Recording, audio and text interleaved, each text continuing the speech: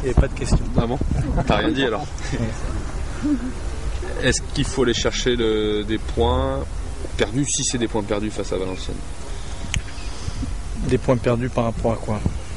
Match nul à domicile, est-ce qu'il faut... Non, mais de toute façon, c'est toujours le même objectif. On y va pour essayer de gagner. On va tout faire pour gagner le match.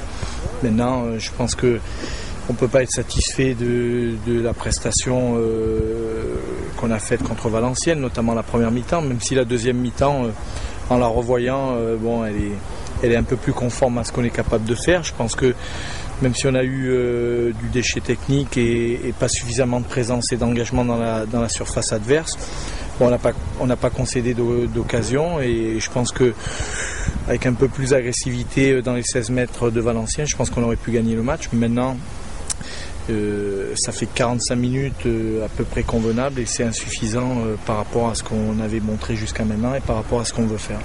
Est-ce qu'il y a eu un moins bien physique? On en avait parlé avant le match de Valenciennes. Est-ce que tu as constaté au cours de tes trucs qu'il y a eu un petit moins bien? C'est indéniable. Je pense que, est-ce que ça a été physique, est-ce que ça a été mental, est-ce que ça a été parce qu'il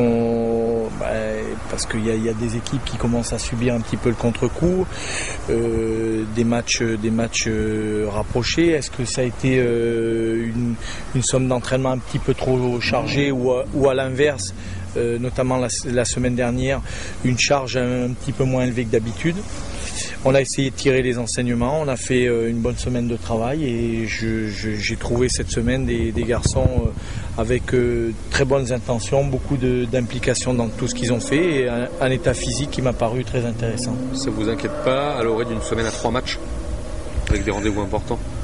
Non, parce qu'il y a des retours, notamment Étienne Didot, Mauro Seto.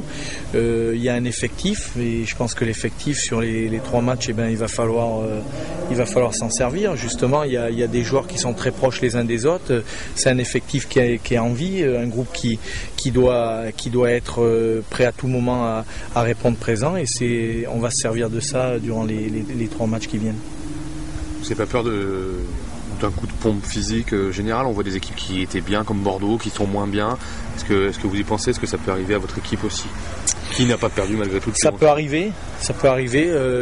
J'y pense pas forcément. Et puis je vous dis, il y a des options avec les retours de certains joueurs, il y a des options qui vont être très intéressantes. Je pense que ça va permettre à certains qui ont beaucoup donné. Je pense à mon trident des milieux de terrain, justement peut-être de récupérer un petit peu, parce que c'est une zone du terrain où il donnait énormément physiquement dans tout ce qui est agressivité et engagement. Donc peut-être qu'il y en a certains qui à un certain moment auront besoin de souffler aussi. Est-ce qu'on va voir Étienne Didot sur le terrain dès ce week-end? Vous allez voir dès ce week-end sur le terrain, oui. D'accord. Oui, vous n'allez pas nous dire s'il sera titulaire ou pas, vous le savez? Je pense qu'il va être titulaire, oui. Ouais. D'accord. C'est aussi cette volonté d'amener un peu de fraîcheur qui vous... c'est un patron aussi du milieu de terrain, mais qui vous amène à le titulariser rapidement, peut-être par rapport à ce que... Mais je vous ai pas dit que j'allais le titulariser avec les professionnels. D'accord. Donc... Non, pas une feinte, mais je pense qu'il a besoin de temps de jeu. On va voir déjà demain comment il va passer la dernière séance, et je pense que dans un premier temps, ce qui va être important ou opportun plutôt, ça va être, je pense qu'il ait du temps de jeu, qu'il retrouve la compétition, et un passage par l'équipe de CFA2, je pense que ça sera important pour lui. Juste un mot sur Auxerre, une bonne série auxerroise. Oui, je pense que Auxerre est sur une bonne dynamique avec 3 succès d'affilée. Il y a 15 jours, on les donnait pratiquement condamnés pour la 2e division, et puis avec 3 succès d'affilée, on a l'impression que ça y est, ils sont sauvés, même si ils restent à portée des équipes qui sont à la lutte pour pas descendre. C'est des matchs tout le temps difficiles. Ce qui est dangereux à Auxerre, c'est que quand on a l'impression qu'on a la maîtrise du jeu, qu'on a la main mise sur le match, souvent à ce moment-là, il y a un éclair de génie de leur part, et ils savent renverser des situations comme ça. Donc il faut être très, très concentré, il faut être tout le temps en anticipation, et je pense que c'est des matchs intéressants pour voir notre progression au niveau tactique notamment. Merci. Auxerre, comme vous, c'est une équipe qui est réputée pour avoir un bon physique. Vous pensez donc de cette confrontation?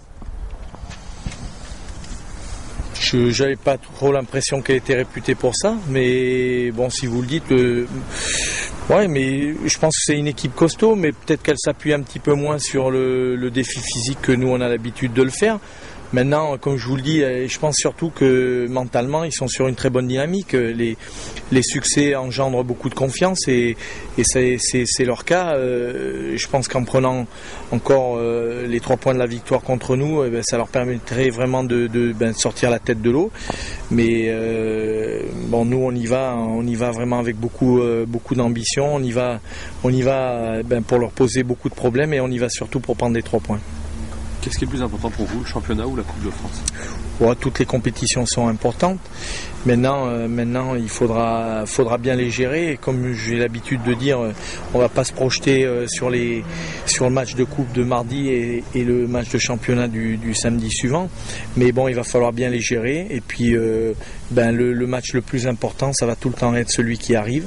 Et en fonction de ça, on verra qui aligner, comment procéder, et puis surtout comment tactiquement aborder ces rencontres-là. Vous avez dit que Mauro serait de retour, c'est ça? Oui. Et ensuite, vous avez cité notre joueur? Étienne, Didot. Étienne. Ouais. À voir dans quelle équipe. Ouais. Paolo, il est forfait? Non, Paolo, il a fait une reprise ce matin, on verra demain matin. C'est l'épaule, oui. Ouais. Et Fodé s'entraîne normalement, ça? Oui, il s'est entraîné normalement. Ouais. Merci. Avec plaisir. Merci.